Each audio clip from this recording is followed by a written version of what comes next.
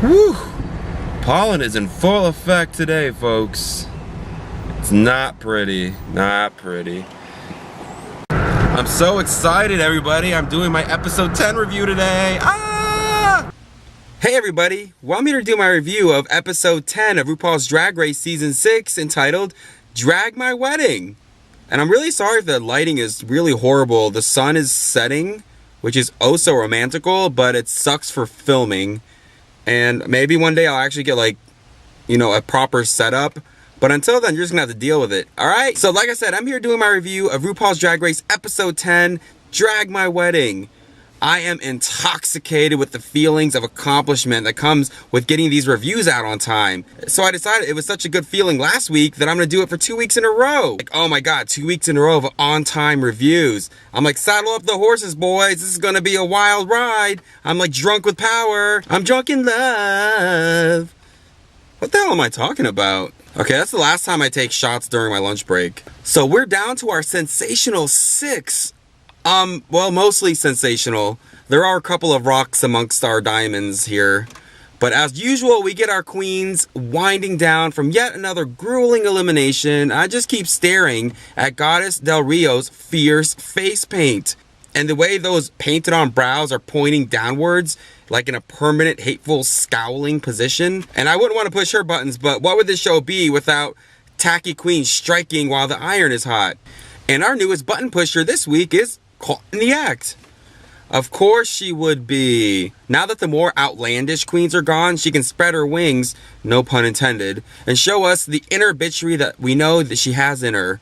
And coming for Bianca is a no-no, even if it's just in jest, or part of her Australian sense of humor that she keeps reminding us Americans that we're too dense to understand. We understand plenty, Miss Act. If it smells like shit, it talks like shit, acts like shit, and parades around naked like shit, then it's shit. Bianca calls her out in the confessional about her moments of being unlikable and for her lack of versatility on the runway presentations, like relying on her near nakedness and nothing more. Even her more avant-garde looks were like still almost naked, which is why I get angry all the time when these people blast Bianca's look saying they're all one note. And here's an illustration. Besides being gowns that hit the floor because she's a classy lady of a different era, her looks have been very diverse and 100% polished.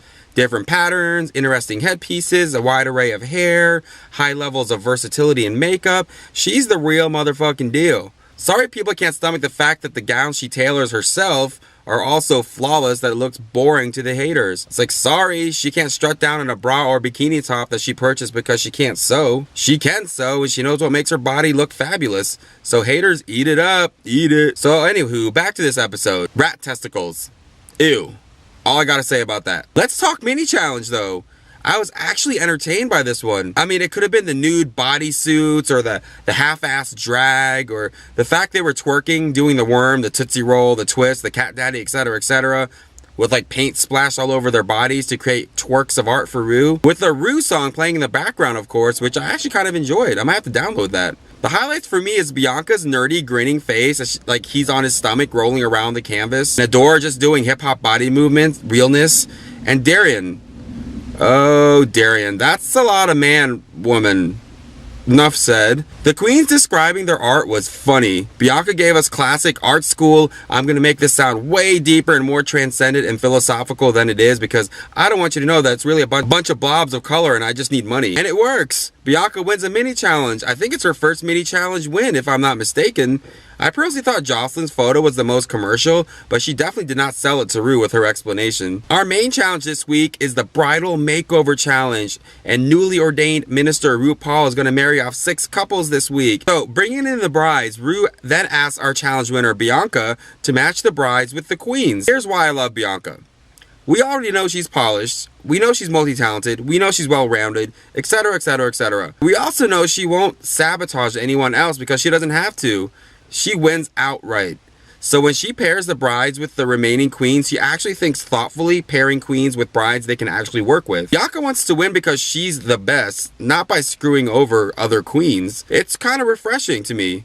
She gives the accessories loving lady to Joslyn, and she gives the blonde girl to Courtney, etc., etc. She gives them what they can work with. She just had no idea that shady ass Ru was gonna make it even more twisted by bringing in the husbands. Because yes, our queens are making over the husbands of the brides. Gender fuck weddings are in season, y'all. These husbands have to show a strong family resemblance.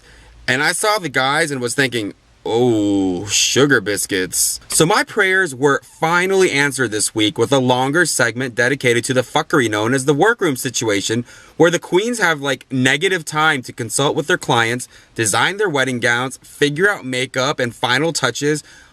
It's like all this awesome backstage shenanigans that I've grown to crave like a meth addiction. Last week I was mad the workroom segment wasn't as long, so this week I just lived for it. What were my initial thoughts about the grooms though? Well, the grooms, soon-to-be drag daughter brides, for the most part, they were all cool and into it, except for the Spud Webb short-ass professional basketball player or bench warmer, or, I don't know, he might be in the Turkmenistan professional basketball league, I don't know. Like, who is this guy? And I'm sorry, but y'all have to agree with me, y'all. Were you getting some DL vibes from our buddy Sir Shrimpy here? Do we need to check every glory hole in Atlanta to make sure he's not accidentally there? Like, who is he trying to kid? The other grooms were much cooler. Bianca's groom was from the land of tolerance. I think he said Holland. So he and Bianca are getting along famously, and Bianca's like, me? Making friends? I was like, you go, girl. Courtney is working with a guy that could be like an MMA fighter. He's huge and manly, which is right up Courtney's alley. She shows off those man shoulders and prominent Adam's apple every week, so this family resemblance thing will be a cinch for her. It's like, yup, I'm reading her. That'll learn her to come for Bianca and say she has boat necklines. I said, good day, sir. I like Darian's couple. They're like the fuck society and their norms type of couple, and they want a goth wedding. It's like, there's like no Billy Idol white wedding for these two. And the guy is the one that wanted to be on the show, so cool points there. Yes, I love planes. Awesome. I'm trying to record. This is awesome. It's cool. Trying to record a video here. It's like, come on, guys. And Darian was like, not even that annoying this episode, which was surprising. And her read about Courtney wearing designer, custom prepared clothing she purchased that's like barely there in the amount of fabric, trying to figure out how to cover someone as massive as her groom partner was like freaking funny as hell. Hell, even Dayla read Courtney saying she only wears chapstick and mascara, so how's she gonna transform this tall glass of water? So also cue the Adore freaking out about not knowing how to sew part 5 and being double fucked when they discuss wanting Vera Wang. I think Adore can give them like Wang Chung maybe, but not Vera Wang. It's like sigh, SMH, blink, blink. It's like, see you in the bottom too, girl. You're still my favorite with Bianca, so don't sweat it, my lovable Adore. At least mommy Bianca is trying to help, but damn, what's up with the venom from Courtney Act yet again? First Joslyn, now Adore. I mean, I'm glad we're seeing who Courtney really is, because I thought she was just a sweet, awesome YouTube personality. Glad the wool's lifted off from my eyes here. And it's like, don't blame the editing either. On a side note, we had a Courtney read about Dita Ritz last episode. Now we're reading Courtney's Honey Mahogany Parachute Kaftan thing that Courtney will try to call a dress. I almost died when Adore's drag daughter called that wig a thrift store wig. I was like, even the straight man is reading you. Maybe gay is contagious after all. So when I was reading Reddit comments as the show was airing, they made a big point that Brandon, the pro basketball player, kept saying how life's gonna be hell in the locker room, or the Turkish bathroom, you silly DL boy. And he doesn't know how his teammates are gonna react, and blah, blah, blah, blah, pre-Jason Collins, blah, blah, blah. They made it sound like he was just bringing this shit up, being whiny and paranoid. But when I watch it, I see, no, he's not bringing it up at all that much. Ru asks how the teammates are going to react, and he answers honestly. And then Joslyn asks later, and he answers honestly again. Okay, so he's freaked out as it is already. Why we got to keep reminding him about how crappy his life's going to be after this show airs on TV? I mean, reassure Mr. DL here at least. It's like, let him know that if being on TV and drag to marry the woman or beard that he loves is the worst they can make fun of, then just remind them that he'll be actually like recognizable after this episode, while the rest of them will remain obscure and irrelevant. So like, suck it. And then, oh my god, oh my god, oh my god, oh my god, oh my god, oh my god, oh my god, oh my god.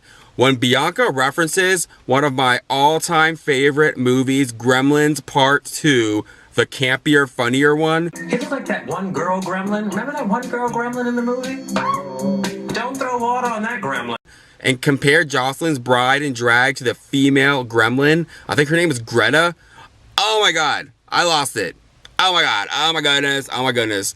It took me 10 minutes to recover. Then I had to pause the show, collect myself, rewind the episode so I could gather more notes, and then I lost it a second time. So I had to rinse and repeat, lost it a third time. So finally I was like, fuck it.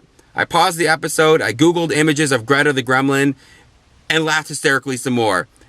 And here you go. Here's the pictures. In the words of Detox, you're all fucking welcome. I finally composed myself enough, but this was like the absolute best read in Drag Race history. Okay, so back to business. Let's talk about the main runway.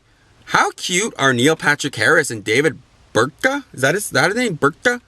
That's one foxy couple right there. And I'm so man-crushing on Doogie Howser right now. He's so freaking talented. I love everything he does, from How I Met Your Mother or his hosting duties on the Tony Awards. He's just everything.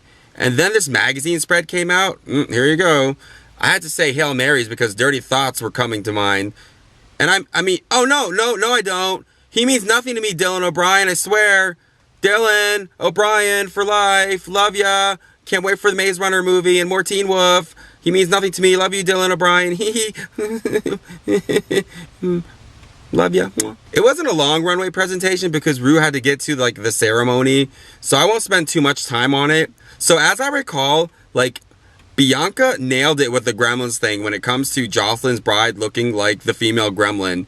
Joslyn looked like, to me, like Jinx Monsoon when Jinx wore that flapper outfit. It looked similar. It wasn't identical, but it had the same feel to me. And I think that was like the one week Michelle actually liked one of Jinx's runway looks, if like come to think of it. And then Courtney looked okay. She doesn't look wedding anything to me. Her bride's dress left a lot to be desired. Although the wife-to-be did have such a cute reaction though. It was really cute. I think most of the wives have cute reactions to their husbands in drag.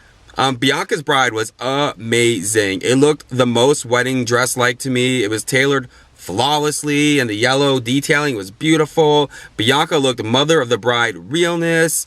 It was amazing. Bianca and Courtney's daughters definitely had the best paint jobs. I'll give Courtney that at least. Darian's daughter looked like pissed off at first, and then I realized it was like a little act for their bouquet gag. I'm still unsure how I feel about that black dress though. And Adore's drag bride came out and I was like, WTF. I mean, he looked like he could have been related to Adore, but I was not feeling the leather jacket and that wonky face he was making. It looked like they were trying to hide something underneath the jacket. I would have liked Dayla's like outfit more because the dress was pretty and Dayla looked great in pink, but then she started doing that cheesy walk and that overacting crying thing, and it just turned me off like right there. Okay, so then we got to the vows. Fast forward through that, please. It was like too much. It was like, ew, the feels, and ew, the rehearsed RuPaul drag race lines from Darian's couple. They like made vows out of Drag Race signature quotes. Yes, that's heartwarming. Not. I was like, come on, who makes vows out of Drag Race quotes? At least the party was saved by Brandon throwing up like Willem. I loved the judges' critiques this week. And no, not because they read Courtney to filth for parading around and stealing her drag daughter's like shine, and for trying to insult Louisiana Bayou weddings by saying that was their look. I liked it because they were harsh, but correctly harsh. Well, mostly. I was loving the zingers Bianca was throwing back at Santino. Bitch thinks fast. I don't know what they were thinking about Adore. I think Adore's daughter looked like she could be related to Adore, and I felt bad they were calling her a disaster. And I agree with Neil Patrick Harris about Darian. I was not feeling it, girl. The judges were totally kikiing it up, and it was funny Ru mixing it up with Neil Patrick Harris and David and Michelle. So Bianca wins this main challenge, and she's our first queen to 3 challenge wins. Go Bianca, and she wins a trip to Hawaii. Her confessional was everything, and I'll be presenting a gif of that. And she won the mini challenge and the main challenge, so I think it's one of those rare episodes where the queen wins both in one episode. It doesn't happen often. So for the second week running, Adore is in our bottom 2, this time with Joslyn Fox, and okay, this was not a good lip sync for your life. The song was Aretha Franklin's Think, which is an amazing song, but it did not suit these 2 queens at all. They attacked the song. But I mean, they like literally attacked this song. It was a lot of aggressive flailing, all over the place movements. I was like begging for a Latrice moment, hell, even Dita moment, but didn't get it. I kind of wish Trinity was here so she could have slayed that song. It was just uncomfortable to watch. But kudos to the guests trying to play along like it was entertaining. So in the end, Adora gets through again and Joslyn is sent packing. She made it a lot farther than we all thought, so big props to her. She completely won me over and she will have a good future, I think. So before we talked about Untucked, how about we talk about that damn sneak peek of next week's episode and that damn puppet mini challenge? I think Dela missed her calling in life as a puppeteer for Avenue Q on Broadway because her Bianca puppet impersonation was so effing hilarious. I mean, the press-on nails as teeth, it was like too much. It was like way too much. You go to your Logo TV app on iOS devices and now on Android devices and check it out. Like, watch it. Like, right now. I'll wait. Ooh, too bad, too slow. You're gonna have to watch it later now because I'm ready to go back on and continue. So now time for Untucked, the bridal edition. Make some room on the couches. We got company over in the Interior Illusions Lounge, y'all. All of them married couples are back there watching the proceedings and reacting. So we opened with our drag mothers and daughters going to the Silver Lounge to unwind, and our hurler of the moment, Brandon, has rejoined the party. It seems Brandon has had like an epiphany and is a little more understanding about his experience, and it was nice to see him sticking up for Joslyn and being pissed off that they were judging her harshly. I think, however, the real star of the room was Darian's drag daughter. That man drag daughter who has adopted all of Mama Lake's shady attributes, and I think he watches the show religiously because he sounded like a regular judge. He was reading Adore's lack of sewing ability and the fact that Adore seems to be like, I don't need to learn this shit. I slay rap challenges and singing challenges. And Darian's drag daughter points out the next drag superstar needs to be like more well-rounded. It gets an approving eye roll from Bianca, which is rare. And then Darian Jr. clocks the lack of taste level of Courtney Act's contribution. I was like living for it. I was like, sign this guy up for a judge. It's like, bye, Santino. Now we get our girls alone in the gold bar, and Adore is the recipient of this week's pink box surprise. And it's Adore's mom. And it was nice. She was tender, but sassy at the same time. We can see where Adore gets that big personality from. It's one of the few like pink box moments I really enjoyed. And Bianca liked Adore's mom so much, like she wants to hang out, and I'm like jealous. I want to hang out with Bianca too. Adore gets like super emotional because she's been in the bottom twice in a row and she's not been the most consistent performer this season, and she feels like shit, and she worries that they're going to start looking at her like, what is she still doing here? Bianca's there yet again to break it down like the mother hen that she is, but you can see how much more nurturing Bianca is when it comes to Adore. She wants her to succeed.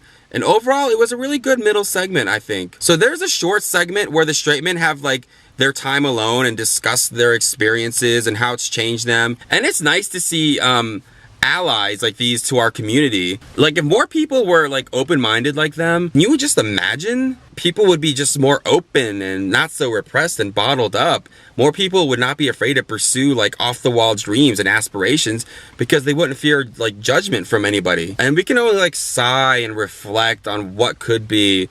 And if Brandon talks about that damn locker room one more time, oh, but he was like getting pissed back there, y'all. Y'all saw that? Like, I thought he was gonna like get back on that stage and like flash forward a few years when he inevitably like comes out of the closet to be at least bi and start tearing into them judges all sassy like. Boy is sassy. I love him already. I think I'm now a big Brandon basketball player fan. And finally, how about the damn read Bianca gives to Darian? Bianca's like going to Hawaii and she's like, that beats Florida. When she said that to Darian, I was like, oh, she knocked that shady elephant down a few hundred pegs, hunty. I was like, oh my God, living for that. Bianca, ugh, God, I just want to, you're so cute, I just want to pinch you. So anywho, that was my really quick review, like, in terms of me, because you know how long-winded I am, review of episode 10, the Drag My Wedding Makeover Challenge of RuPaul's Drag Race Season 6. So what did y'all think of the episode? Did y'all think the right contestant won? I personally do. She deserved both the mini and the main challenge win. So, you know, but what are your thoughts? Like, now that we're down to our top 5, who do you think is going to be our top 4 and then ultimately our top 3? I'm hoping it's a combination of Bianca and Adore, and I don't care who else is there, but at least if those two are there, I'll be good. So next week's episode 11, is the Glitter Ball Challenge. Normally it's usually with only 4 people, but now it's with 5.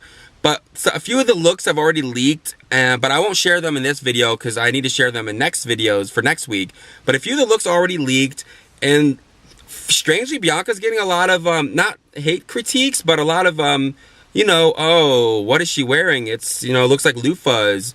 That blue is not good on her. Oh, it's another floor length gown. I'm like, just enjoy the fucking sewing masterpiece that she's gonna give to us. And there's also 2 other looks that we aren't seeing yet, so don't count Bianca out yet. And then guessing from the other looks, there's a couple of queens that I would be more worried for than for Bianca. But if this will be Bianca's week to lip sync, they ain't gonna send her ass home. She been on top and winning this whole season. So if they send her home after 1 challenge, if she's in the bottom 2, which no, then I'll be fucking done. Just way fucking done with this show. Bianca's in the finale. She needs to be. She earned it. Just book her ticket there. But okay, so that was my review. Again, thanks so much for watching and subscribing and for commenting. You guys mean a lot to me. I love doing these reviews for y'all. I'm gonna keep saying it every episode because I really mean it. And I mean, God, we only have a few more episodes left. So, it's exciting. I'll see y'all next week. Bye. Gagging over Greta. Oh my God, so perfect.